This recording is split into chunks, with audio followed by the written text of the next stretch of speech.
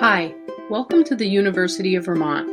This 25-minute module is designed to provide new employees with some basic information regarding UVM's compliance and privacy programs. First, let me introduce myself. I am Tessa Lucy, and I am the Director of Compliance Services and the Chief Privacy Officer here at the University of Vermont. The integrity of the university and the respect that UVM has is dependent on all of us. I'm hoping that when you are done with this module, you will have a better understanding of how the compliance and privacy programs can help us all commit to ethical behavior and to comply with our policies and procedures. So let's begin. I want to start with some compliance basics. It is not uncommon for people to not know what a compliance program is and what it is designed to do. While compliance programs have been around for 20+ years in other industries, such as healthcare and banking, and while they are more common for universities today than they were 10 years ago, they are still relatively new in higher education.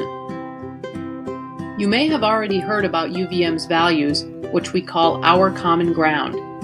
Our Common Ground says that as a university, we aspire to be a community that values respect, integrity, innovation, openness, justice, and responsibility. What happens when we, as a university, are not adhering to our own values? What happens when leaders, and even when coworkers, are not adhering to these values? Where do you go and what can you do? This is where the compliance program comes in. So what is a compliance program?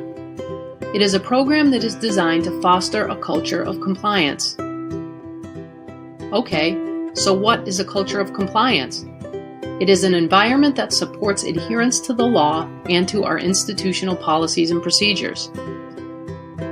It sets the tone for expectations, and it encourages and rewards ethical behavior. At its most basic level, a culture of compliance is doing the right thing even when nobody is watching. What do we mean by doing the right thing? What is right for me may not be right for you. So what determines where we draw that line? We start by looking at the law. If the law says we must do something, or says that we are prohibited from doing something, that is where we draw one line.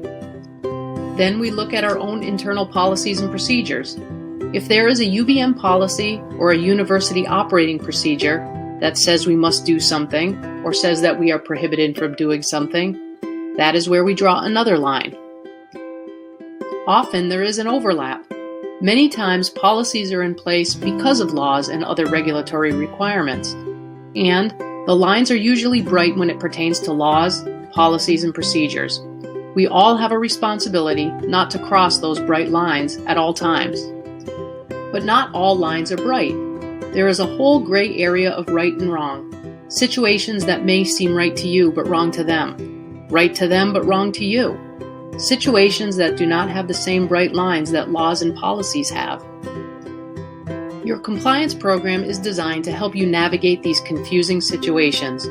It provides a roadmap on how to prevent, detect, and fix it when those bright lines are crossed. It is also designed to provide guidance if you ever have questions regarding those gray area situations. If it isn't sitting right with you, if it feels wrong, if you're just not sure, these are all the things that we sometimes have to deal with, and you should never feel alone. Actually, it's in this gray area where I receive most reports. Reports that start with, "Hey Tessa, my director is breaking the law," are very rare. Of course, we need to know if someone is violating the law, but in real life, reports like these don't happen often. Most of the time it's, "Hey Tessa, I need your opinion on this one," or, "Hey Tessa, I think we need to change how we do this."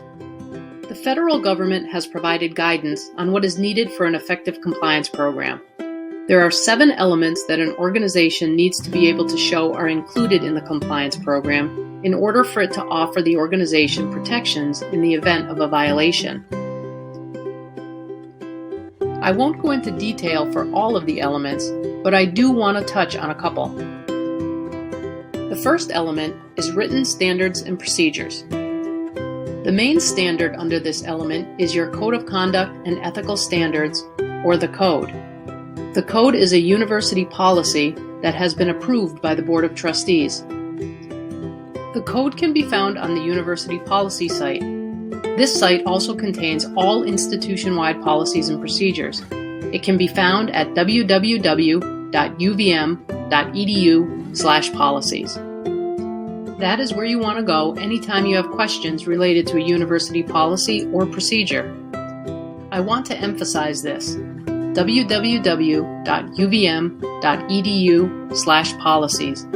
This should be your first stop whenever you are looking for clarification on a university policy or procedure. The foundation of your compliance program is the Code of Conduct and Ethical Standards. The code does not go into detail about every policy or procedure that we need to comply with, but it does provide you with a roadmap on what to do when you're faced with a difficult situation. It gives you instructions on where to report, and it provides protection from retaliation for anyone filing a report under the compliance program.